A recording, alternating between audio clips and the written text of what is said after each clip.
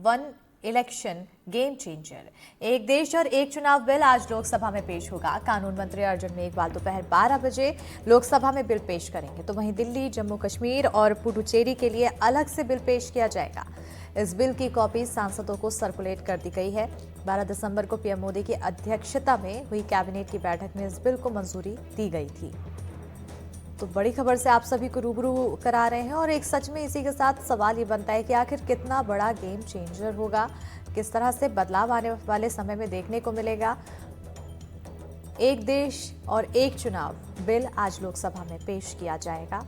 कानून मंत्री अर्जुन मेघवाल दोपहर 12 बजे लोकसभा में बिल पेश करेंगे, तो वहीं दिल्ली, जम्मू कश्मीर और पुडुचेरी के लिए अलग से बिल पेश किया जाएगा।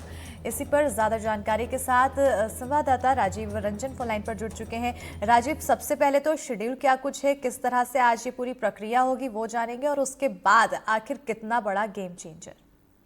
देखिए, ये बहुत बड़ा कदम है। आज जैसे लोकसभा में जो है क्वेश्चन आवर खत्म होगा और 0 आवर स्टार्ट होगा। 12 बजे के आसपास जो है केंद्रीय मंत्री अर्जुन राम मेघवाल ये बिल पेश करेंगे। एक देश एक चुनाव एक अपने आप में एक बहुत बड़ा ऐतिहासिक कदम जिसको कह सकते हैं।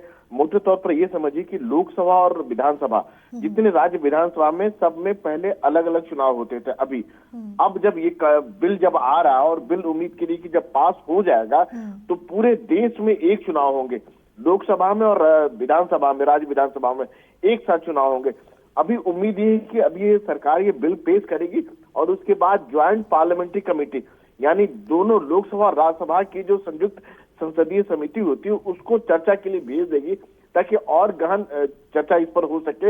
इसके लिए न केवल बीजेपी ने बल्कि कांग्रेस ने अपने सदस्यों को 3 लाइन का व्हिप जारी किया है, जिसके मुताबिक जो उसके सांसद है उनको सदन में उनको रहना होगा। और इस पर एक गंभीर चर्चा आप मान सकते हैं कि आज 12 बजे एक बिल पेश होगा, उसके बाद जेपीसी को होगा और उस दौरान हो सकता है कि कुछ सांसद अपनी बात रखें। जी बिल्कुल राजीव, क्योंकि अभी तक हम देखते हैं कि जो नेता हैं वो हर वक्त चुनावी मोड में होते हैं।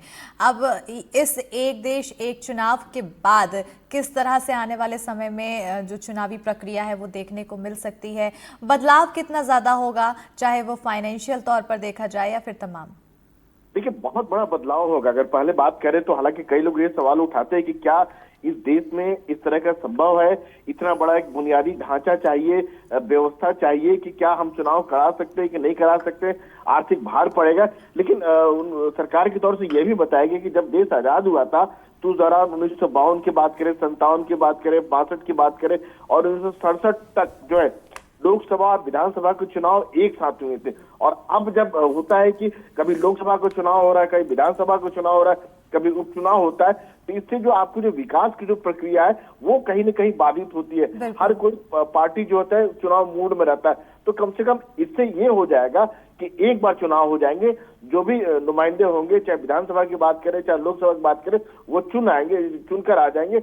और उसके बाद विकास की प्रक्रिया जिस पर चुनाव के दौरान जिस तरह का कई सारे रोक लग जाता है वो कम से कम रोक नहीं लगेगा और सारा काम जो है एक बेहतर तरीके से देश में हो पाएगा विकास का। बिल्कुल, एक सुचारू रूप से विकास का कार्य आगे बढ़ता हुआ नजर आएगा, ऐसी उम्मीद की जा रही है। और आने वाले समय में आखिर इसका कितना सकारात्मक असर देखने को मिलेगा ये तो बहरहाल समय के साथ पता चलेगा। बहुत शुक्रिया राजीव तमाम जानकारी देने के लिए।